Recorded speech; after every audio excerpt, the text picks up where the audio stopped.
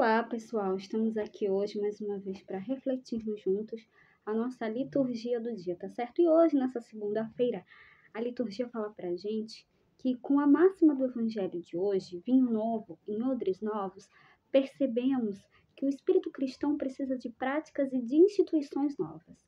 O Senhor Jesus nos desperta para um modo diferente de vivenciar a fé, então que nós possamos celebrar com devoção. Então, a primeira leitura está em Hebreus, capítulo 5, versículo 1 a 10.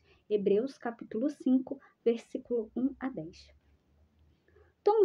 Todo sumo sacerdote é tirado do meio dos homens e instituído em favor dos homens nas coisas que se referem a Deus, para oferecer dons e sacrifícios pelos pecados. Sabe ter compaixão dos que estão na ignorância e no erro, porque ele mesmo está cercado de fraqueza. Por isso deve oferecer sacrifícios tanto pelos pecados do povo quanto pelos seus próprios. Ninguém deve atribuir-se esta honra, senão o que foi chamado por Deus como Arão. Deste modo, também Cristo não se atribuiu a si mesmo a honra de ser sumo sacerdote, mas foi aquele que lhe disse: Tu és o meu filho, eu hoje te gerei. Como diz em outra passagem, tu és sacerdote para sempre, na ordem de Melquisedeque. Cristo, nos dias de sua vida terrestre, dirigiu preces e súplicas, com forte clamor e lágrimas, àquele que era capaz de salvá-lo da morte, e foi atendido por causa de sua entrega a Deus. Mesmo sendo filho, aprendeu o que significa a obediência de Deus por aquilo que ele sofreu, mas na consumação de sua vida, tornou-se causa de salvação eterna para todos os que lhe obedecem. De fato, ele foi por Deus proclamado sumo sacerdote na ordem de Melquisedeque.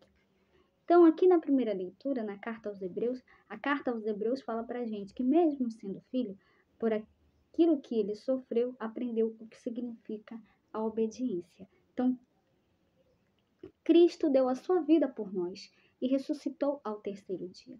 Deus enviou o seu Filho para salvar a humanidade. Ele ressuscitou ao terceiro dia. Então, que nós possamos anunciar isso a todos, dar testemunho, proclamar a palavra de Deus, proclamar o Evangelho.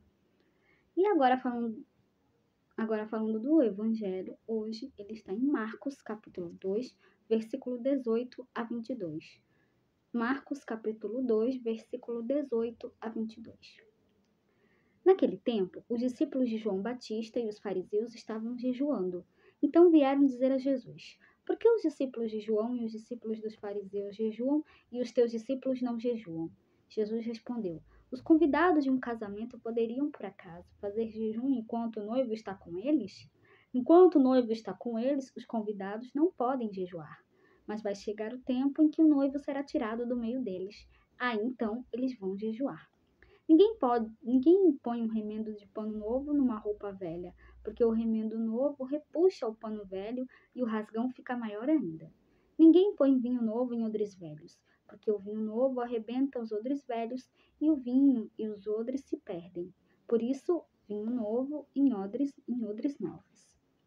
Então, no Evangelho de hoje, Jesus anuncia o momento do banquete nupcial messiânico e do vinho novo.